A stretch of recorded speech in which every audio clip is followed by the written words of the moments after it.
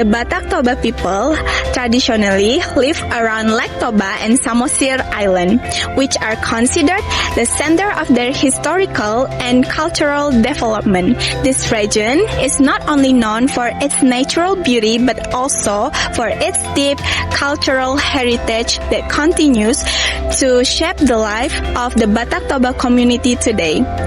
Batak Toba society is widely recognized for its strong kinship system, meaningful traditional ceremonies, distinctive traditional houses, and unique music and dances, as well as symbolic woven textiles called ulos like this.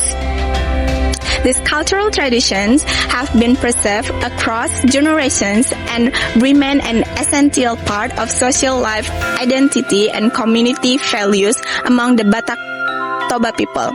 After this, you are going to see distinctive traditional houses, unique music and dances, and as well as symbolic woven textile called ulos. So, happy watching! So I want to talk about Batak Toba philosophy called Dalihanatolu. Before I start with the explanation what Dalihanatolu means, I want you guys to imagine a traditional stove with three stone placed in triangle holding up a pot over fire. Simple, right? But here's the thing, if you remove even one of the stones, the pot will fall and everything collapse. So, let's get into the explanation. Dalihanatolu means three-legged stove in Batak Toba language. And just like those three stones, this philosophy describes three groups of people that hold up every Batak Toba family and community. First, I'm gonna talk about the first group, which called Hula Hula. Hula Hula is your wife family, her parents, her brother, her relative. In Batak Toba culture, the Hula Hula is given the highest level of respect, almost like a blessing from God walking right in front of you. When they speak, you listen. When they advise, you treasure it.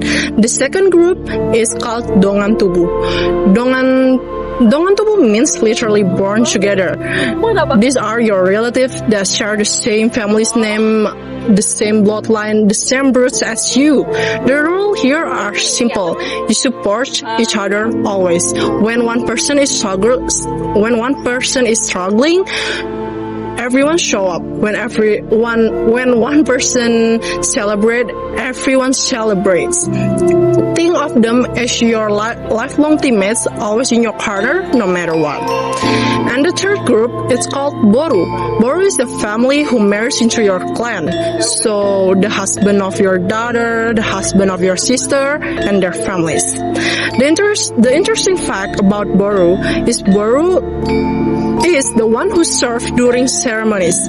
They set up, they cook, they organize, they make sure everything runs smoothly. This is not seen as burden. It's seen as an honor, an act of love and devotion. And in return, the Boru must always be protected, appreciated, and never ever taken for granted. Think them as the dedicated crew behind the scenes. Without them, nothing works. What I find truly fascinating about this whole system, your position is not fixed at your own family ceremony.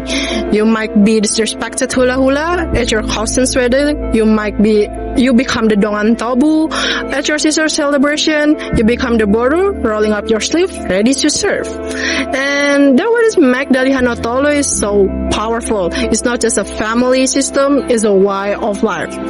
It teaches that no one is permanently on top, no one is permanently at the bottom, no one is stand alone. Just like those three stones, every leg matter. So, to wrap it up, Dalihanatolu reminds us that strong community is not built on status or power, it's built on mutual respect, shared responsibility, and the willingness to serve one another. Horas! What does it mean to truly belong to a heritage? For the Batak Toba people, identity is found in the sharp peaks of their ancestral homes and the intricate patterns of their hand-woven fabrics.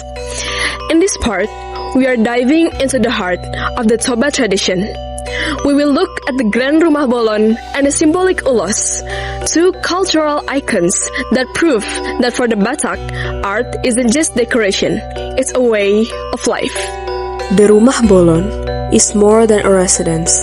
It is a sophisticated architectural manifestation of the Batak worldview. The house is vertically divided into 3 levels: the substructure for animals, the middle for human life, and the high-pitched roof for the divine. This symbolizes the Batak belief in a three-parted universe. Constructed entirely without nails, the building utilizes a complex system of wooden joints and fiber lashings. This traditional engineering provides the structure with remarkable flexibility and resilience against the raging seismic activity. The exterior is adorned with gorga carvings in a symbolic palette of red, black, and white. These designs are not merely decorative but serve as a protective talismans and markers of the Khan's social prestige.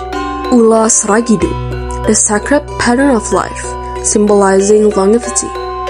Ulas Ragihota, the rattan pattern, used to bind couples in marriage.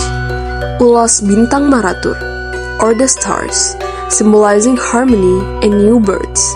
Ulas Sibolang, the cloth of respect, primarily used for mourning. Ulas Mangiring, the follower, given to children as a blessing for the future. Ulas Suri-Suri Ganjang, a formal shoulder cloth used in traditional dances. Ulas Suri-Suri, a symbol of status for the host of a ceremony.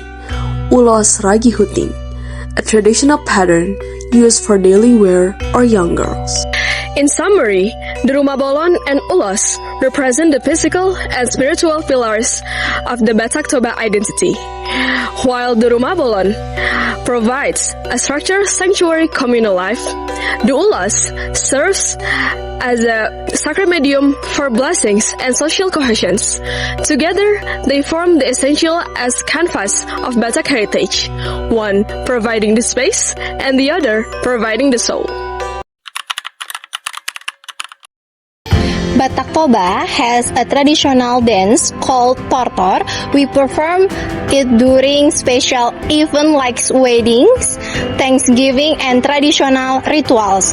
But Tortor is not just a dance, it is a way to communicate. When we dance, we are talking to each other, to our community, and even to our ancestors. The movements are simple but full of meaning. Look at the hands. We keep our palms open to show that we are ready to give and receive blessings. In our tradition, you might see people giving money to the dancer. This is a form of appreciation and a wish for prosperity. These steps and gestures represent respect, unity, and harmony. As a dancer or panortor, we must stay humble and follow the rhythm of nature. This dance is accompanied by gondang. It is a heartbeat of our art. We have the gordang, drums for the soul, the ogung, gongs, and the sarune, wind instrument. The music is very important because it controls the flow of the ceremony. Without gondang, you cannot feel the spirit of Tortor. Another unique heritage is Sigale-gale. It is a traditional wooden puppet.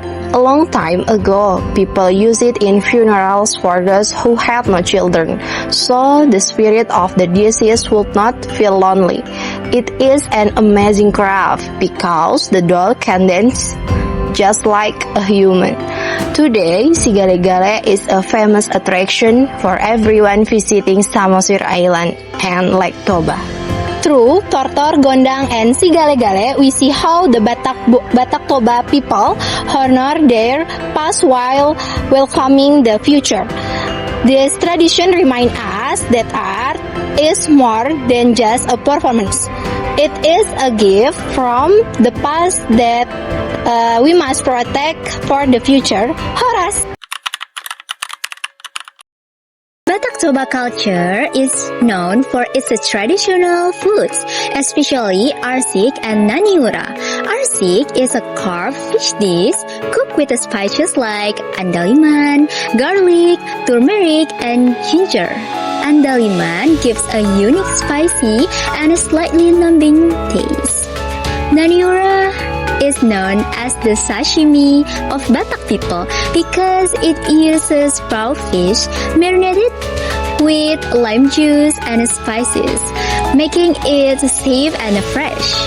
These foods are served in ceremonies and family gatherings, showing the strong connection between food and tradition. In conclusion, Batak Toba cultures reflects a strong family values and respect for tradition.